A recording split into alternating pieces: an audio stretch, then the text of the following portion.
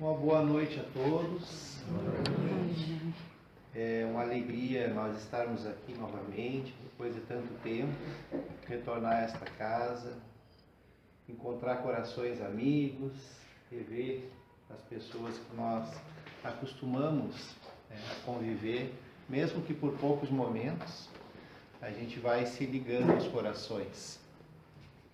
Nós trazemos para essa noite e pedimos à espiritualidade amiga, os benfeitores que dirigem esta casa, que nos auxiliem a tornar o tema da palestra de hoje, o tema que está proposto, significativo, principalmente aos nossos sentimentos, que nós necessitamos muito, nesses dias tumultuados, cuidar dos nossos sentimentos, cuidar dos nossos corações, perceber as emoções que afloram de nós em momentos que nós temos como desafiadores.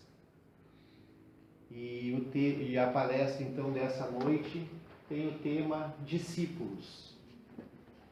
E quando vem essa palavra à nossa mente, nós corremos a lembrar daqueles 12 que Jesus os convidou para serem os propagadores, os seus emissários das suas mensagens, do seu evangelho na primeira hora.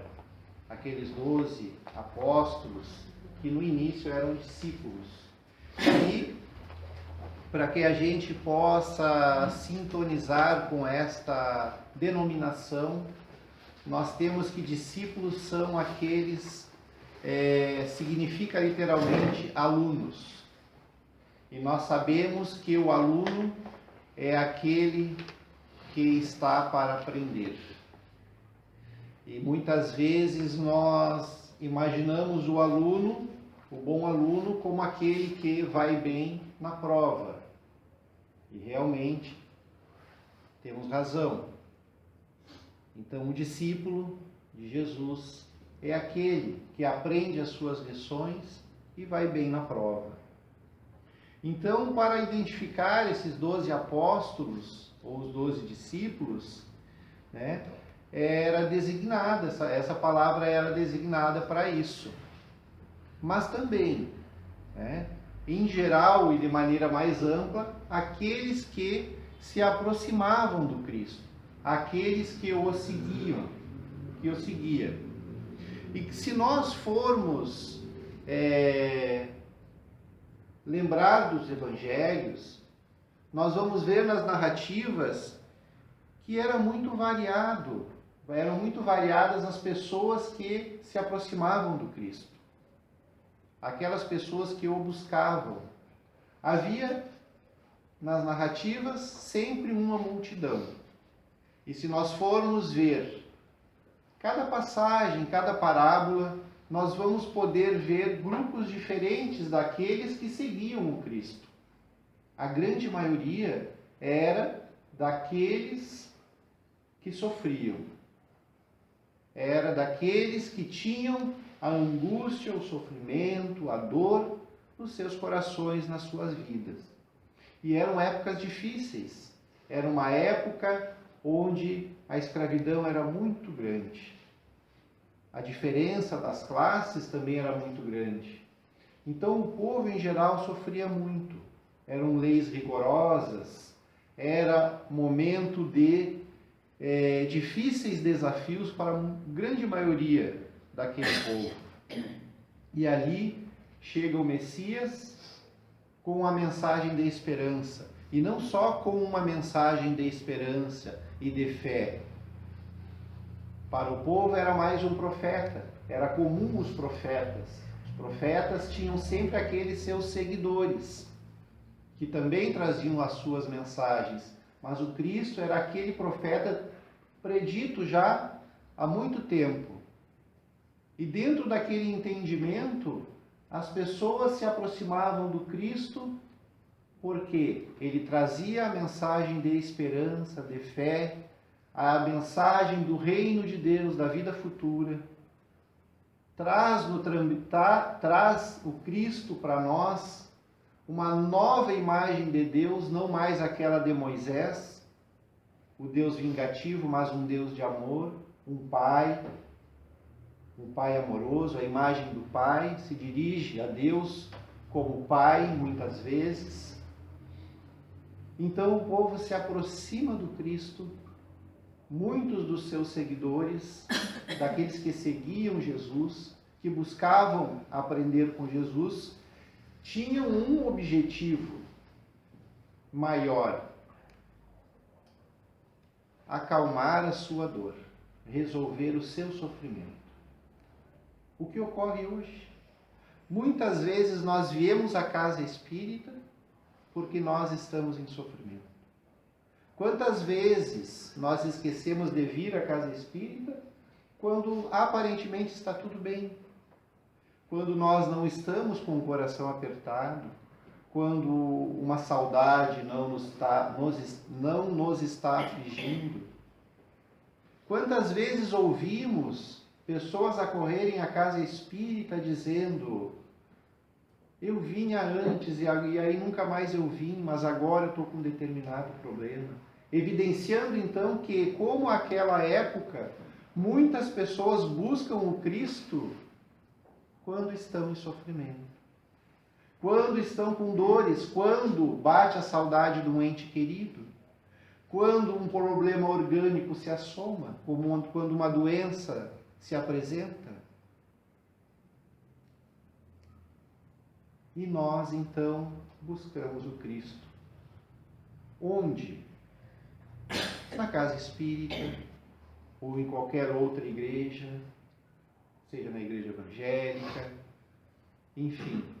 E quantas vezes os males que nos afligem nos fazem bater porta em porta e nós parece que não encontramos a solução em lugar nenhum.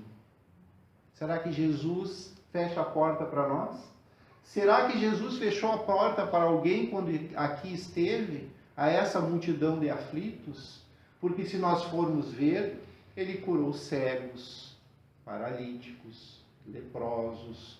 Na época, a obsessão era denominada de espírito, de pessoas endemoniadas, ou seja, era aquela obsessão mais pertinaz, a subjugação. E Jesus afastava com a sua influência moral aqueles espíritos que subjugavam as pessoas. E que estas pessoas eram tidas como loucas, afastadas da sociedade, bem como os leprosos, bem como muitas outras situações. Então Jesus, ele curou muitas pessoas. E aí nós precisamos compreender o que seria a cura. Porque Jesus usava duas palavras, e parece que a exposição está indo por um outro caminho, mas é importante que a gente compreenda esse contexto de Jesus para compreender então o que seria o discípulo do Cristo. Então Jesus usava duas frases quando aquele sofredor que se aproximava dele tinha uma melhora. Muitas vezes nós viemos à casa espírita com angústia, ou escutamos uma exposição com um tema que aparentemente não vai ao encontro dos nossos anseios, talvez alguma frase, algum comentário, mas nós retornamos aos nossos lares melhor, mais tranquilos, mais aliviados. E a gente às vezes procura, porque a gente gosta, né? Às vezes a gente se acostuma naquele problema, né? Às vezes a gente gosta de se lamentar, às vezes a gente se acostuma a reclamar e não se dá conta que a lamentação e a reclamação nada mais são que revoltas. Revoltas contra a lei divina, contra aquilo que Jesus nos orientou. Tem de bom ânimo, eu venci o mundo. Então, quando nós retornamos para casa, a gente até procura aquele mal e não encontra na nossa mente. Tamanho benefício que nós recebemos aqui através do passe silencioso que a espiritualidade aplica enquanto estamos sentados. Muitas vezes enquanto nós estamos sentados escutando a exposição doutrinária, que a espiritualidade realiza um trabalho. E nós já vamos nos sentindo melhor. E nós, quando retornamos para casa, procuramos aquilo que nos atormentava. E nós ainda fazemos isso. Não por outro motivo, e nós fazemos essa menção porque é o nosso meio, o nosso contexto, a gente consegue ver melhor, né, no dia de hoje. E agora, retornando à época de Jesus, Jesus curava, ou seja, aliviava, né, porque muitas vezes o cego de antigamente, que Jesus curava a visão, nós precisamos procurar em nós o que para nós ainda está invisível, o que eu ainda não vejo na minha conduta, no meu proceder, nos meus pensamentos que causam dor a mim mesmo. Aqueles pensamentos repetitivos, às vezes de raiva, às vezes de não perdoar alguém, nós ficamos cegos, ficamos paralisados, como o paralítico de Cafarnaum, que Jesus ordenou simplesmente: levanta e anda. Nós nos paralisamos na mágoa, no rancor, no ressentimento. É esta paralisia que Jesus nos convida a que nós nos curemos, porque Ele nos alivia. Mas a cura vem de nós. Então, quando Jesus obtinha uma cura, ou seja, o alívio, ele nos dizia, e continua dizendo, duas frases importantes. Vá, a tua fé te salvou. Porque muitas pessoas vêm à casa espírita, muitas pessoas se aproximavam do Cristo e retornavam do mesmo jeito. Impermeáveis. Muitas pessoas a gente não sabe, porque nós estamos vendo os rostos. Vocês veem o meu rosto, eu vejo de vocês.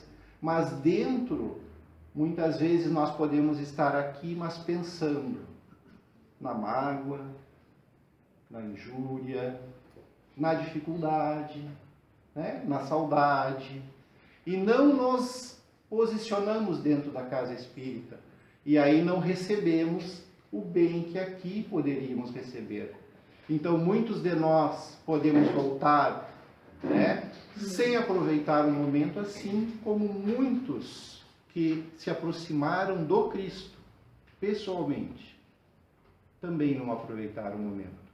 Então, Jesus dizia a esses que obtiveram a sua melhora, o seu atendimento na presença do Cristo: vá, a tua fé te salvou.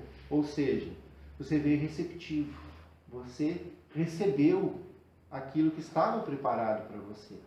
Mas dizia também uma segunda frase, que esta, sim, é a mais importante para a cura real e para que nós possamos nos fazer parte de uma caravana, a caravana dos discípulos de Jesus. Qual era a frase que Jesus nos dizia? Vá e não peques mais. Dizendo para nós, até hoje, que os nossos equívocos, os nossos desvios da lei divina, eles causam sofrimento. Hoje, semana que vem, numa outra encarnação. Isso quer dizer que nesta encarnação, aqueles males, aquelas angústias, muitas vezes nós procuramos, mas agora eu conheço a doutrina espírita, então eu sou o responsável por isso que está acontecendo comigo, né? E a gente tem que ter também a noção de que muitas coisas acontecem conosco porque nós pedimos. Pedimos para ser discípulos do Cristo, aqueles que aprendem, porque aquele que aprende precisa passar pela prova. Lembram do aluno? Então, no Evangelho, segundo o Espiritismo, coloca em determinado momento, falando de família, que muitas vezes Nós somos convidados nos nossos lares a sermos aquele amparo, a sermos aquele que ajuda. E quando que isso acontece? É quando um espírito talvez mais atrasado, talvez num estado de espírito mais necessitado, precise de ajuda. É aquele familiar mais difícil, é aquele familiar mais rebelde, às vezes é aquele filho rebelde, às vezes é aquele marido difícil ou a esposa difícil. A gente sabe, às vezes somos nós o que é difícil, mas às vezes a gente tem alguém mais difícil. Quando a gente se acha que está numa condição melhor, é porque Deus confia em nós a sermos aquele que estende a mão. E aí no Evangelho ainda lembra, ajuda este, que a seu turno poderá ser quem vá te ajudar um dia, numa outra encarnação ou na espiritualidade. Porque nós passamos na Terra momentos muitas vezes que nós somos convidados a estender a mão e outras vezes somos colocados próximos de quem pode nos estender a mão. E quem seria então o verdadeiro discípulo de Jesus? O discípulo da Boa Nova, diz o Espírito Humberto de Campos, no capítulo 6 do livro Boa Nova. O discípulo da Boa Nova tem de servir a Deus, servindo a sua obra no mundo. Servir a Deus, servindo a sua obra no mundo. Ou seja, não é só no templo religioso. Não são só os grandes missionários. Não são só aqueles que se destacam. Também esses. Nós vemos esses na ciência. Nós vemos esses nos esportes. Nós vemos esses no meio artístico. Existem artistas que poderiam ganhar fortunas, mas eles recusam muitas vezes grandes cachês, porque eles julgam que aquela propaganda vai ser nociva à sociedade ou aos jovens, como uma propaganda de uma bebida alcoólica. Então nós temos referências maiores no sentido mais expressivas e também menores.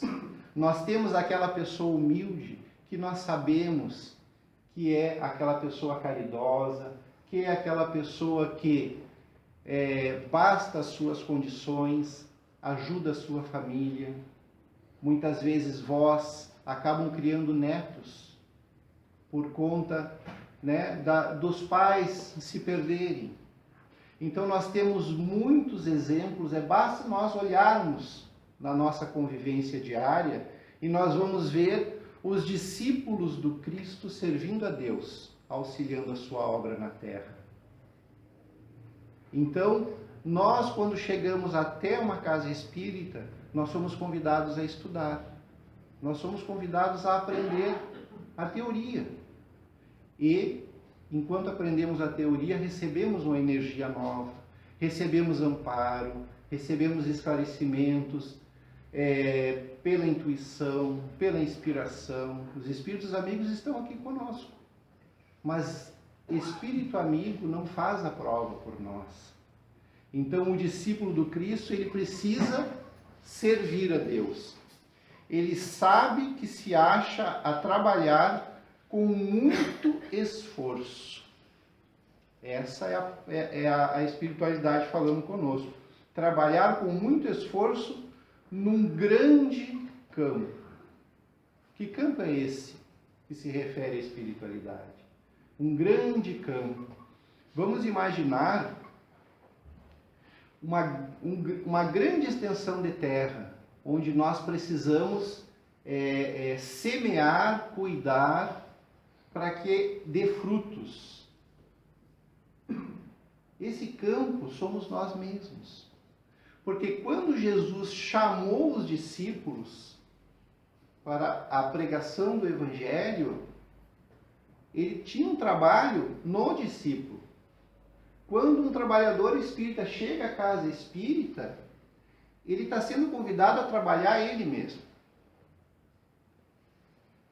Porque nenhum pai, nenhuma mãe consegue fazer pelo filho. O máximo é dar o exemplo. Então nós estamos aqui trabalhando, nós estamos aqui reunidos, mas cada um, Jesus oportuniza o trabalho no seu próprio campo, servindo a Deus na sua obra. Então uns aplicam o passe, outros estão na recepção, outros fazem a exposição doutrinária e para isso precisam estudar, se preparar. E todo esse estudo e esse preparo faz bem para quem primeiro? Para quem é que faz o bem? Para nós mesmos. E a gente se sente tão bem, tão feliz, e a gente sente essa alegria em dividir isto, em partilhar, em ser aquele intermediário de Deus servindo a sua obra nesse mundo. Mas isso se faz quem trabalha num posto de saúde. E aí eu tenho um exemplo. Peguei Covid há um tempo atrás, precisei ir no posto de saúde, fiquei com falta de ar. Chegando lá, me atendeu uma moça que já tinha me atendido um outro dia. Eu precisei ficar ali um tempo ali no oxigênio. E escureceu e de repente ela entrou. Era 7h pouco da noite. Ela perguntou se queria que eu ligasse a luz, né? Que ligasse a luz, porque estava escurecendo. Perguntou se eu estava com frio, me deu uma coberta. E aí eu comecei a conversar com ela. E disse, eu achei que tu nem estava mais aqui, porque normalmente esse horário é a hora de troca de turno. E ela, sim, já passou meu turno, mas está tão corrido aqui, eu estou dando uma mão.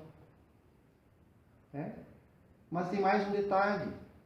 Além dela estar além do seu horário, e fazendo com alegria, com presteza, preocupando-se com o outro, né? Porque uma pessoa doente fica aflita.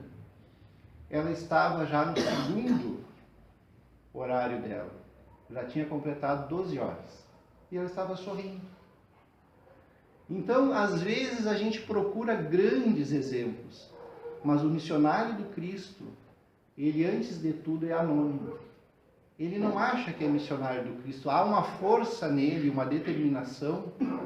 E ele sabe, tanto que esta atitude simples que essa pessoa deve ter todos os dias, que para ela é tranquila, usual, corriqueira, está servindo para nós hoje. Para a gente refletir quantas vezes nós temos essa oportunidade de fazer o nosso trabalho remunerado com alegria, com vistas em deixar o outro bem, fazer um pouco mais, buscar esses olhos de ver que Jesus nos falava. Então, nesse sentido, o verdadeiro missionário justifica pela sua superioridade, pelas suas virtudes, pela grandeza, enfim, pelas suas aquisições espirituais. Né? E aí existe uma pergunta da espiritualidade em determinado texto que a gente já adiantou aqui. Como poderemos nos transformar em legítimos discípulos do Cristo? Legítimos. Não só aquele que busca o alívio para a sua dor. Porque hoje nós já sabemos. A doutrina espírita já esclareceu isso muito bem para nós. Nós somos responsáveis por tudo que acontece conosco. Muitas vezes não é um erro que nós cometemos, já colocamos isso aqui. Mas nós pedimos para vir com aquele espírito que é nosso filho hoje, difícil, para ajudar ele. Hoje a carga está pesada. Hoje a gente está se sentindo um pouco mais fraco. Mas existe algo em nós que nos faz seguir, procurar meios de resolver isso, de ajudar, de amparar, de dirigir, direcionar ao acerto. Isso em todas as coisas. Então, ao perguntar como poderemos nos transformar em legítimos discípulos do Cristo, o que é necessário fazer? a não ser aquele que só busca ou aquele que só critica, porque dentre aquela multidão existiam também os doutores da lei, lá procurando que Jesus falhasse em algo e armando arapucas e ciladas para que o Cristo se contradizesse, para colocar Cristo contra o povo, ou melhor, o povo contra Cristo. Então, para que nós apartemos dos críticos e daqueles que só sofrem e querem o alívio, para que nós possamos ser o discípulo, o autor da nossa caminhada e nossa vida, o que poderíamos fazer? E é o próprio Jesus que nos ensina. Ama a Deus, nosso Pai, com toda a tua alma, com todo o teu coração e todo o teu entendimento. Ama o próximo como a ti mesmo. Perdoa ao companheiro quantas vezes se fizerem necessárias. Empresta sem aguardar retribuição. Ora pelos que te perseguem e caluniam. Ajuda os adversários. Não condenes para que não sejas condenado. A quem te pedir a capa, cede igual a túnica. Se alguém te solicita a jornada de 1000 passos, segue com ele 2000. Não procure o primeiro lugar nas assembleias, para que a vaidade te não tente o coração. Quem se humilha será exaltado. Ao que te bater numa face, oferece também a outra. Bendize aquele que te amaldiçoa. Liberta e serás libertado. Então as orientações do Cristo continuam valendo. E que nós possamos, cada um, lembrar ao adormecer daquela passagem do Cristo que mais nos toca. Nós muitas vezes lembramos de algumas. Pensar nela. O que Jesus quis dizer quando Jesus proferiu a sua mensagem? Ele não a fez a Pedro, a João, a Maria. Ele a fez a toda a humanidade terrestre. Ele não fez aos homens e mulheres encarnados da época, ele a fez aos espíritos imortais que somos. A mensagem do Cristo segue sendo o melhor roteiro para que nós possamos sermos verdadeiramente os discípulos do Cristo. Nós agradecemos a oportunidade, pedimos que Jesus ampare esta casa e a cada um de nós. Uma boa noite a todos.